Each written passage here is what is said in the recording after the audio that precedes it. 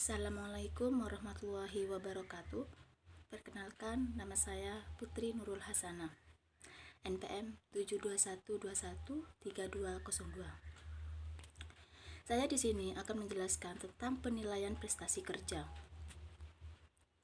Penilaian prestasi kerja yang dimana kegiatan manajer untuk mengevaluasi perilaku dan prestasi kerja karyawan serta menetapkan kebijaksanaan melaksanakan selanjutnya. Adapun penilaian kinerja yang dimana berkenan dengan seberapa baik seseorang melakukan pekerjaan yang ditugaskan. Penilaian pekerjaan dimana menentukan seberapa besar sebuah pekerjaan berguna atau berharga bagi organisasi. Faktor-faktor yang mempengaruhi kinerja ada human performance, ada motivation, dan ada ability. Indikator penilaian kinerja. Yang pertama, merupakan evaluasi terhadap perilaku, prestasi kerja, dan potensi pengembangan yang dilakukan. Yang kedua, merupakan suatu proses estimasi dan menentukan nilai keberhasilan pelaksanaan tugas karyawan. Yang ketiga, membandingkan realisasi nyata dengan standar yang dicapai karyawan. Manfaat penilaian prestasi kerja. Yang pertama, bagi pegawai, berguna untuk memberikan umpan balik tentang berbagai hal seperti kemampuan, kekurangan, potensi yang pada akhirnya berguna untuk menentukan jalur rencana dalam pengembangan karir. Yang kedua, bagi organisasi untuk pengambilan keputusan tentang berbagai hal seperti kebutuhan program pelatihan, rekrutmen, seleksi, penempatan, promosi, sistem imbalan, dan keseluruhan proses manajemen sumber daya manusia secara efektif. Metode penilaian kinerja karyawan. Yang pertama, penilaian secara kebetulan dan tidak sistematis. Yang kedua, metode tradisional yang sistematis yang mengukur karakteristik karyawan, sumbangan karyawan kepada organisasi atau keduanya. Yang ketiga, penilaian berdasarkan MBO atau MBS. Di sini ada pun penjelasan metode penilaian kinerja karyawan. Penilaian yang tidak sistematis yang dimana dilakukan tidak konsisten, secara kebetulan dianalisis pada saat ada jabatan yang lowong. Adapun penilaian sistematis tradisional, di sini ada ranking, perbandingan karyawan dengan karyawan, ada grading, skala grafis, dan checklist.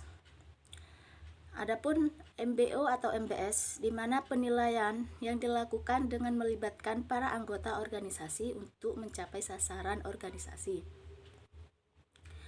Ranking merupakan membandingkan karyawan yang satu dengan yang lain untuk menentukan siapa yang lebih baik.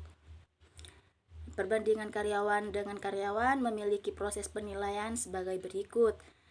Yang pertama, memilih dan memberikan penjelasan terhadap faktor yang dinilai. Yang kedua, mengadakan pemilihan jabatan. Yang ketiga, diadakan penilaian atas faktor-faktor jabatan.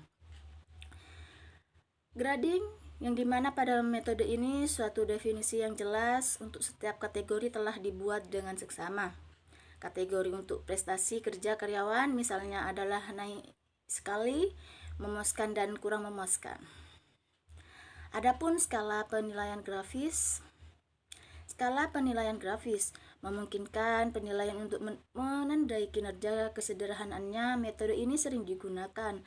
Penilaian menandai ini nilai yang sesuai pada skala tersebut untuk setiap tugas yang tercantum.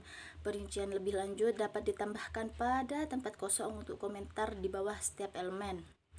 Ada juga dua jenis skala penilaian grafis dan kadang-kadang penilaian menggunakan keduanya untuk menilai satu orang yang sama. Yang pertama, jenis yang memberikan daftar kinerja pekerjaan. Yang kedua, jenis yang menilai aspek-aspek perilaku. MBO atau MBS ini melibatkan para anggota organisasi dalam mencapai tujuan organisasi. MBO atau MBS ini pendekatan formal yang mensyaratkan pengembangan rencana tujuan yang rinci pada semua level organisasi. Adapun keunggulan MBO, yang pertama tujuan sistematis, spesifik, dan menantang. Yang kedua memperhatikan hasil nyata. Yang ketiga evaluasi bersifat objektif. Adapun kelemahan MBO, yang pertama sangat bersifat individualisme, yang kedua bisa menghambat sasaran yang satu kepada sasaran yang lain, yang ketiga sulit menetapkan sasaran yang mempunyai tingkat kesulitan yang lain. Adapun kendala dalam penilaian prestasi kerja, yang pertama halo efek, yang dimana penilaian karena faktor kedekatan. Yang kedua leniency, adapun penilaian yang cenderung memberikan nilai terlalu tinggi.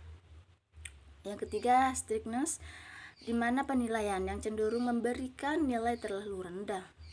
Yang keempat central tendency, di mana penilaian yang cenderung memberikan nilai rata-rata. Yang kelima personal biases, yang dimana penilaian kerja yang memberikan nilai karena latar belakang suku yang sama dengan baik. Adapun 6 kunci melaksanakan evaluasi kinerja. Yang pertama, fokus pada perilaku bukan pada orangnya. Yang kedua, mencoba untuk tidak dipengaruhi oleh perbedaan status. Yang ketiga, hindari dalam kesalahan penilaian. Yang keempat, menjadi pendengar yang baik.